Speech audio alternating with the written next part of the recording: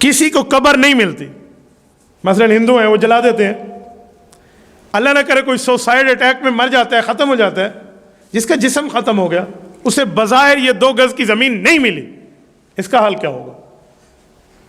جب ہندوستان اور پاکستان کی پارٹیشن نہیں ہوئی تھی نا, یہ بر صغیر تھا نا, ایک حصہ تھا, تو ہندو مسلمانوں پہ یہ سوال کرتے تھے کہ وہ عذاب ہوگا تمہارے ساتھ ہوگا, ہمارا بندہ تو کنڈلی میں راکھ بن کے وہ گنگا جمنا میں پہنچ گیا, ہمیں نہیں ہوگا. تو حکیم الامت مجدد الملت مولانا اشرف علی تھانوی اللہ اس کی قبر پہ کروڑوں اربوں رحمت نازل فرمائے, کیا جواب دیتے تھے, شریعت کے اصولوں کو سامنے رکھ کے جواب سمجھاتے. فرمائے یہ جو عالم قبر ہے نا, عالم برزخ, یہ بندے کے جسم کے ساتھ معاملہ ہوگا, اسے قبر ملے تو بھی ہوگا, نہ ملے تو بھی ہوگا. ہندوؤں نے کہا وہ کیسے؟ آپ نے ہمیں دیکھ کے کہنا شروع کر دیا, تمہیں نہیں, تم تو آج آئے ہو. فرعون تو امت محمدیہ سے پہلے کا ہے, اسے بظاہر قبر تو نہیں ملی. فرعون کی ممی, اس کا جسم تو ایک ڈبے میں بند ہے اور بظاہر اے سی میں ہے, حنوط ہوا پڑا ہے. اور قرآن کہتے ہیں النار یعرضون علیہا غدوا وعشیا, صبح شام فرعون پہ آگ پیش ہو رہی ہے, تو وہ آگ ہمیں تو نہیں دیکھ رہی, ہم تو اس کو ایسی دیکھتے ہیں. تو کہا اس ساری دنیا کے لیے اللہ کا قانون ایک ہے. پھر اس پر دلیلیں سنیں. سوال اٹھتا ہے ایک بندہ پانی میں ڈوب جائے تو پانی میں آگ اسے کیسے لگے گی؟ وہ تو اے سی میں پڑا ہے نا, پانی میں تو آگ لگ نہیں سکتی. لوگ کہتے ہیں آگ اور پانی کبھی اکٹھا نہیں ہو سکتا.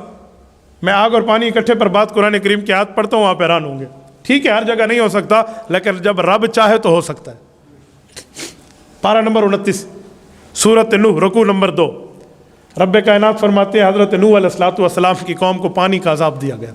جب وہ کشتی پہ آئے نا حضرت نوح علیہ السلام, تو جو مومن تھے وہ ساتھ آ گئے, لیکن جو منکر تھے, وہ بےایمان تھے, کافر تھے, دشمن تھے, وہ کہتے تھے نہیں ہمیں کچھ نہیں ہوگا, کچھ نہیں ہوگا, ادھر ادھر کی باتیں.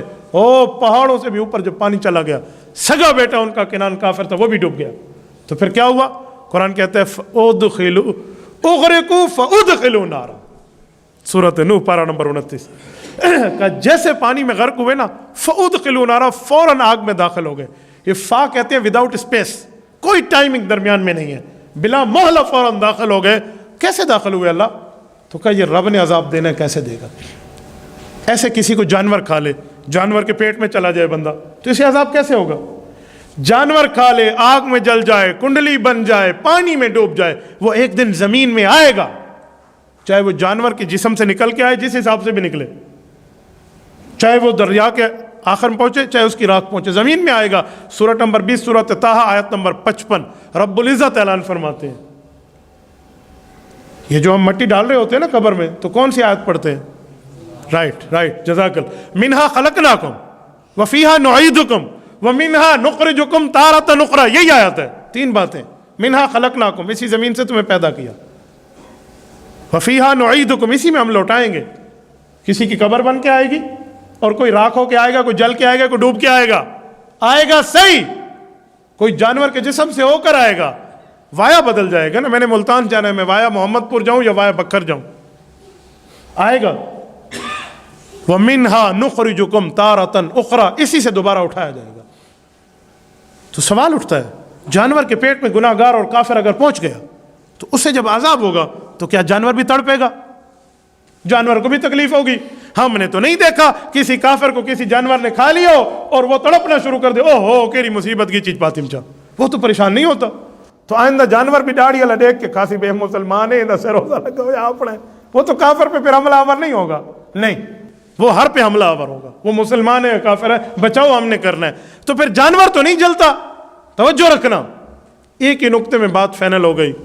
رسول اللہ صلی اللہ علیہ وسلم کے صحابی حضرت عمر بیٹھے ہیں, ایک شخص آیا ہے, ایسے رومال شمال میں کچھ چیزیں ایسے گنڈڑی بدی بد ہے, گٹھڑی اٹھائی ہوئی اور یوں چھپائے ہوئے, بندہ غیر مسلم ہے. حضرت عمر رضی اللہ تعالیٰ عنہ کے پاس, آپ کے نبی نے فرمایا قبر میں عذاب ہوتا ہے کافر کو. جی ہوتا ہے. کس چیز کا ہوتا ہے؟ جی آگ کا ہوتا ہے. آگ ٹھنڈی یا گرم ہے؟ کہا جی گرم ہے. کہا یہ لے میرے دادے کی کھوپڑی, یہ مجوسی مرا تھا, میں اس کی قبر سے اٹھا کے لایا ہوں, اس کی کھوپڑی کو ہاتھ لگا, وہ ٹھنڈی تھی. آپ کہتے ہیں عذاب ہوگا, وہ گرم ہو گئی تو ٹھنڈی ہے. اللہ اکبر, کمال عمر کی ذات پر رضی اللہ عنہ, اللہ اس کی قبر پہ کروڑوں اربوں رحمت نازل. حضرت عمر نے فرمایا یہ 2 پتھر اٹھا دے. اس نے ڈر کے اٹھائے کہ کہیں سر میں نہ مار دیں. حضرت عمر نے کہا مارتا نہیں ہو, دکھاؤ. اس نے دکھایا تو کہا بھائی اسے ہاتھ لگا, ٹھنڈے ہیں گرم؟ اس نے کہا جی ٹھنڈے ہیں. کہا چکماک کرو. چکماک پرانے زمانے میں آگ جلانے کے لیے پتھروں کو رگڑا جاتا تھا نا, جب ماچس نہیں ایجاد ہوئی تھی، چکماک کیا اس نے، اندر سے شعلے نکلے، چنگاریاں نکلی. حضرت عمر نے کہا کیوں؟ یہ تو ٹھنڈے تھے، آگ کیوں نکلی؟ انہوں نے کہا جی اوپر سے ٹھنڈے اندر آگ ہے. کہ تیری دادے کی کھوپڑی اوپر سے ٹھنڈی اندر عذاب ہے. اس بندے نے کلمہ پڑھ لیا. اندازہ لگا یہ ہوتا ہے جواب سمجھانا. تو جو جانور کے پیٹ میں بندہ گیا اسے عذاب کیسے ہوگا اور جانور کو نہیں ہوگا؟ اس کی مثال ہے کسی کے پیٹ میں کیڑے پڑ جائیں، وہ ڈاکٹر کے پاس مجھے دوائی دے دیں، ڈاکٹر دوائی دے جس سے کیڑوں پر عذاب گزر رہا ہوگا، قیامت گزر رہی ہوگی، وہ کیڑے مر رہے ہوں گے اندر، بندہ تو نہیں تڑپے گا ہائے ہائے کیری بلا خادم چل، یہ تو نہیں تڑپے گا، وہ کیڑے مریں گے. کیوں؟ وہ دوائی کیڑوں کے لیے ہے. ایسے وہ عذاب اس کافر کے لیے ہے، جانور کے لیے نہیں ہے. ایسے تکلیف ہو تو یہ عالم برزخ ہے، یہ عالم قبر ہے. اور عالم قبر یہ عام بندے کی زندگی ہے. جو نیک ہے تو اس کے لیے ثواب ہے، جو برا ہے اس کے لیے عقاب و عذاب ہے. لیکن کچھ لوگ ایسے بھی ہیں جو یہاں بھی اتنا وقت گزاریں گے. حدیث پاک میں کوئی مومن ایسا بھی ہوگا، کوئی نیکوکار ایسا بھی ہوگا، وہ کوئی بھی ہو سکتا ہے، کوئی اسپیسیفک ایک آدمی کی بات نہیں کی گئی متعین کر کے.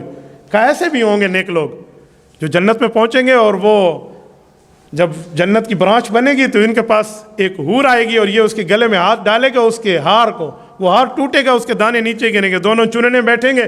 انہیں لگے گا بس اب ہم چن ہی رہے تھے کہ قیامت آ گئی ہے. کس کے لیے وقت اتنا بھی کر دیا جائے گا اور کس کی لمبا بھی کر دیا جائے گا. اللہ عافیت کا معاملہ فرمائے. اور اس سے بڑھ کے پھر حدیث پاک میں حافظ کا، حدیث پاک میں عالم دین کا، حدیث پاک میں شہید کا، حدیث پاک میں بعض نیک لوگوں کے جو حافظ عالم شہید نہ بھی ہوں ان کے جسم کو بھی اللہ محفوظ رکھ دیتے ہیں. اور جس کا محفوظ رہ گیا اس کے ساتھ معاملہ ثواب کا چل رہا. اگر جسم ختم بھی ہو گیا تو کچھ نہ کچھ ذرات تو ہے نا، رب العزت ان کے ساتھ بھی معاملہ کرنے پہ قادر ہے. اور جو انبیاء کرام کا معاملہ ہے وہ ان سب معاملات سے بڑھ کے، وہاں تو سوالات جوابات کی بات ہے ہی نہیں. وہ تو بنی کائنات ان کے لیے، خصوصاً رسول اللہ صلی اللہ علیہ وسلم کے لیے وہاں معاملہ ان سب سے بڑھ کے ہے. اور وہ کیسے ہے؟